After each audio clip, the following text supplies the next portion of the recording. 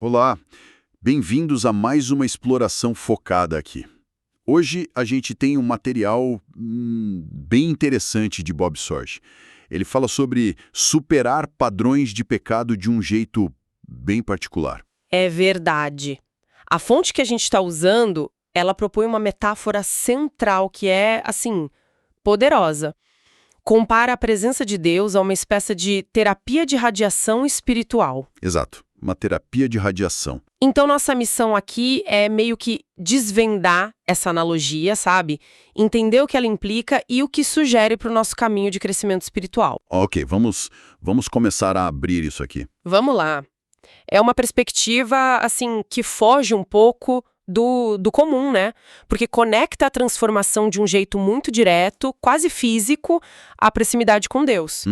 E a analogia da radiação é forte, justamente por sugerir um processo que age nas camadas mais profundas do ser, de maneira gradual, mas ao mesmo tempo potente, para combater o que o texto compara a um câncer espiritual, que seria o pecado. Faz sentido. O ponto de partida é algo que, poxa, muita gente reconhece, né? Essa luta constante. O texto até menciona Hebreus capítulo 12, versículo 4, sobre lutar contra o pecado, como você disse, até o sangue, mostrando que não é algo simples. Não mesmo. E aí vem essa imagem, o pecado como esse câncer e a presença de Deus, junto com a palavra dele, funcionando como a radiação que trata isso. Como é que o Sorge descreve o funcionamento dessa terapia? Como isso acontece na prática, segundo ele? Olha, o fascinante aqui, eu acho, é o foco na constância, sabe? E na exposição prolongada. Ah, interessante. Assim como na radioterapia médica, né? O efeito não é necessariamente instantâneo.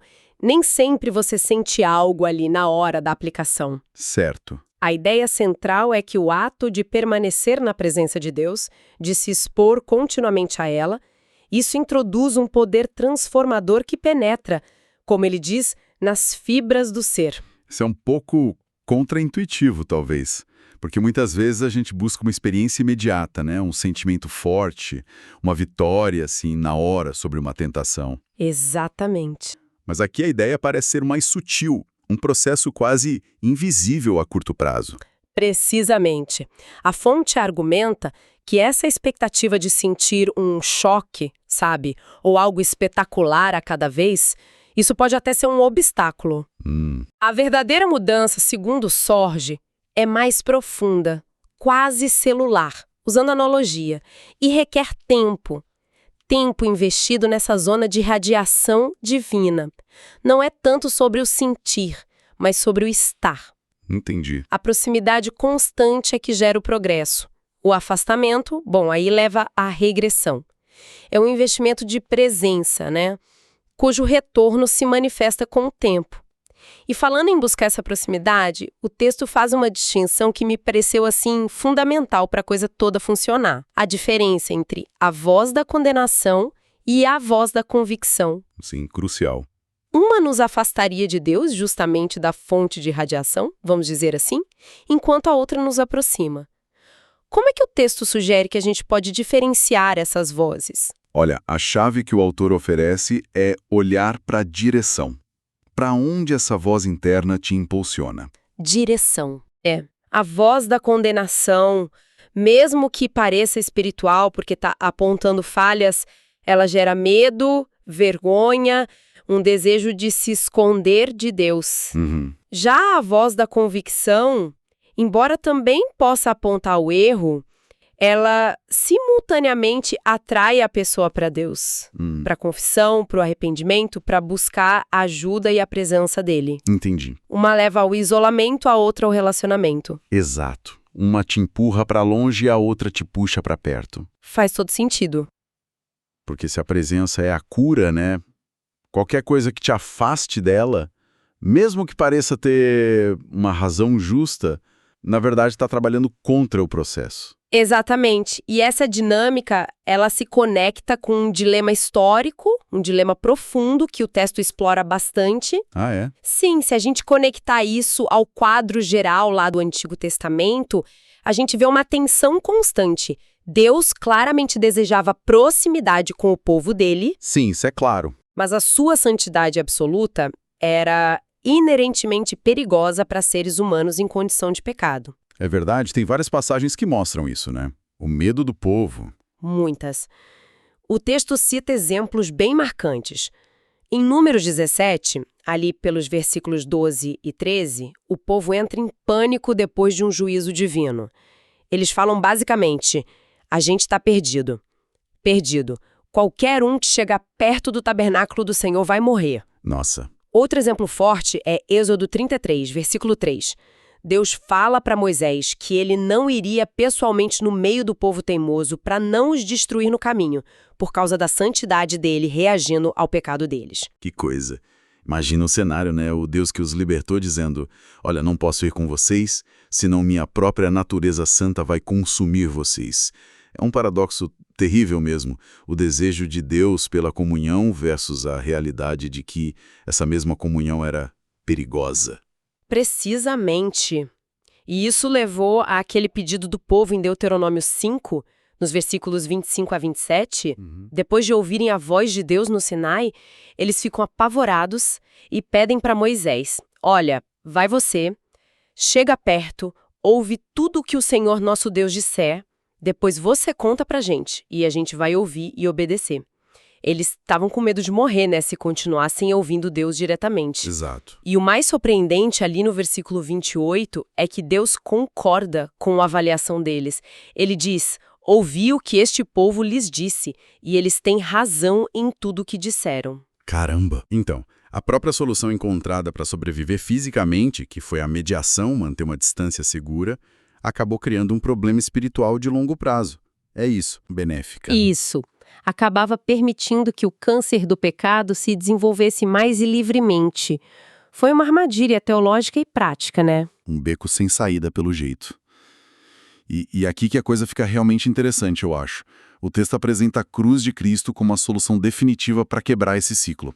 Como é que a cruz muda essa dinâmica? Essa coisa da distância perigosa versus a proximidade desejada. Então, a cruz, nessa perspectiva que o Sorge apresenta, é o evento cósmico que remove a barreira fatal. Ela resolve esse conflito entre a santidade de Deus e o pecado humano de um jeito que permite o acesso seguro e direto. Não é só perdão, então. Não é só perdão no sentido legal, embora inclua isso, claro. Mas é sobre reabrir o caminho para a presença imediata de Deus. E mais, para a glória transformadora dele.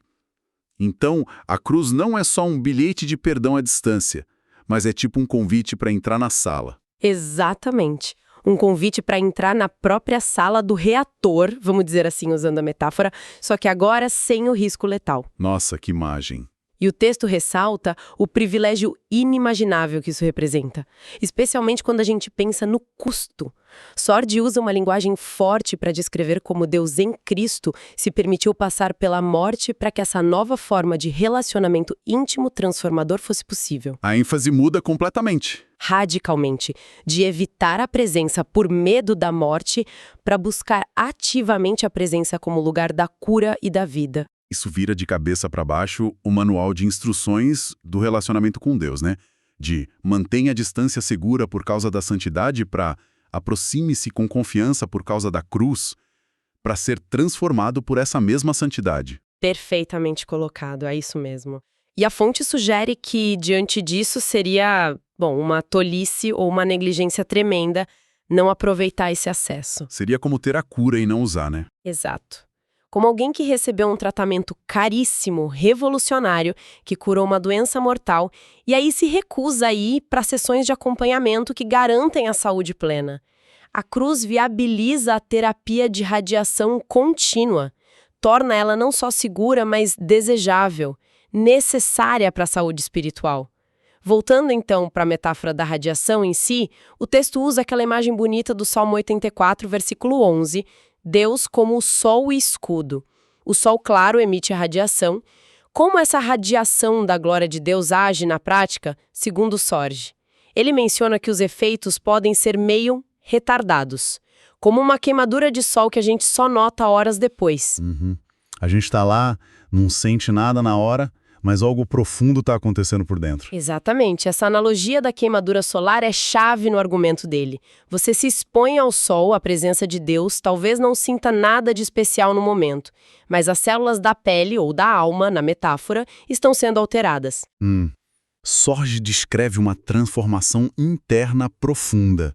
Ele chega a usar a expressão de uma reestruturação da composição molecular da alma. Nossa. Isso acontece quando se passa tempo prolongado na presença de Deus.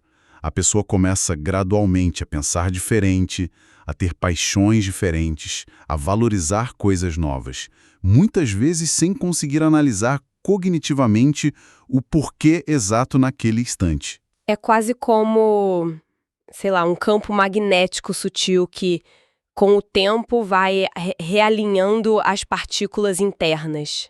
É uma ótima forma de visualizar, sim. O texto descreve pessoas que de repente percebem que certos desejos antigos ou padrões de pensamento pecaminosos simplesmente perderam a força, perderam o apelo, sem que tenha havido necessariamente uma batalha campal consciente contra aquela coisa específica naquele momento. Interessante. A radiação da presença divina fez seu trabalho silencioso, profundo, enfraquecendo as células cancerígenas do pecado. Uma mudança sutil, mas radicalmente eficaz ao longo prazo, parece. Mas se é tão sutil e os efeitos às vezes demoram para aparecer, como é que a gente cultiva essa exposição de forma intencional? Como saber se está funcionando, além de só passar tempo com Deus? Tem alguma técnica específica que o texto sugere? Olha, aqui a resposta da fonte é, ao mesmo tempo, simples e desafiadora. É? Não tem uma fórmula mágica, nenhuma técnica complexa. O segredo, segundo Sorge, está na simplicidade radical de dedicar períodos significativos e focados de tempo na presença de Deus. Tempo. Isso envolve práticas como a oração entendida como comunhão, não só pedir coisas, a adoração e, crucialmente, a meditação e a assimilação da palavra de Deus. É nesse ambiente de amor, de atenção, de imersão na verdade divina que a radiação opera. Então o desafio maior não está em aprender um método complicado, mas na disciplina mesmo, na priorização de realmente fazer isso, consistentemente. Exatamente. O texto não minimiza a dificuldade prática disso na vida moderna, cheia de distrações, mas insiste que é um ato de fé, um ato de amor. Acreditar que esse tempo investido, mesmo quando não tem fogos de artifício emocionais, está produzindo uma transformação real, duradoura. É cultivar um relacionamento, através da presença dedicada, confiando que a proximidade em si é o agente de mudança. O texto também usa o exemplo de Moisés, lá na montanha, passando dias na presença da glória ardente de Deus. Como é que ele sobreviveu a essa radiação intensa que antes era considerada letal? A sugestão parece ser que teve uma espécie de aclimatação, uma capacitação divina, quase como desenvolver um protetor solar espiritual progressivo. Essa é a ideia que o Sorge explora a partir da narrativa bíblica, sim. Não que a glória de Deus fosse menor para Moisés, entende? Mas que Deus o capacitou, gradualmente, a suportar e a interagir com níveis crescentes da sua manifestação. Entendi. O princípio que ele tira disso é que quanto mais tempo se passa na presença de Deus, maior se torna a capacidade de suportar, receber e refletir manifestações maiores de sua glória. Isso é interessante. O texto conecta isso àquela expressão bíblica lá de 2 Coríntios 3,18, sobre sermos transformados de glória em glória. Isso adiciona outra camada, Buscar a presença não é só um tratamento para o problema do pecado. Exatamente.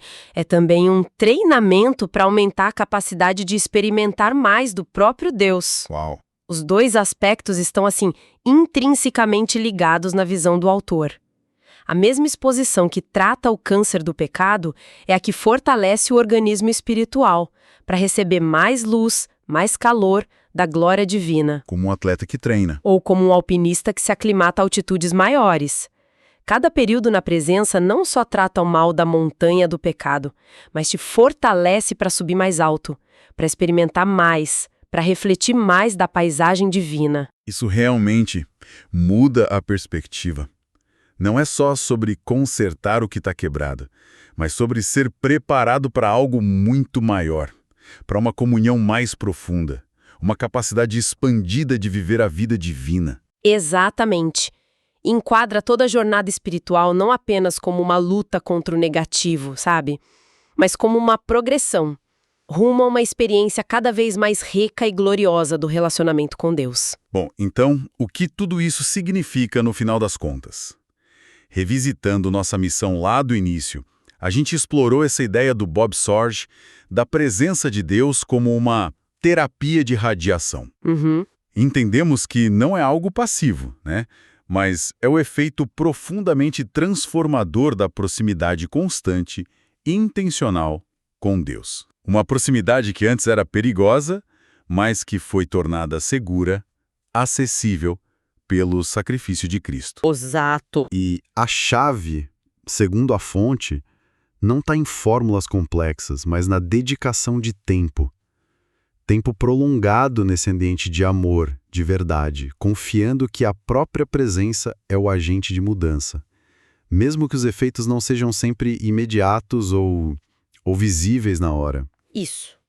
E o resultado não é só a diminuição do poder do pecado, mas também um aumento na capacidade de experimentar a própria glória de Deus. Perfeito. E para a gente refletir um pouco mais sobre isso, talvez fique uma provocação final, baseado no que a gente leu hoje. Manda. Se essa exposição prolongada e muitas vezes silenciosa à presença divina pode sutilmente remodelar nossos desejos, nossos pensamentos e até mesmo essa composição molecular da nossa alma, de formas que a gente nem sempre percebe conscientemente no dia a dia.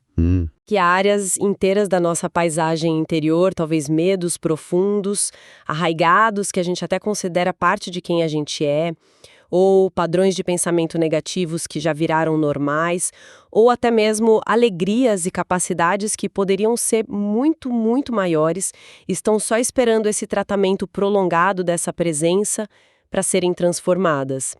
De maneiras que talvez a gente ainda nem consiga imaginar. Nossa. Fica a pergunta, né, para uma exploração pessoal.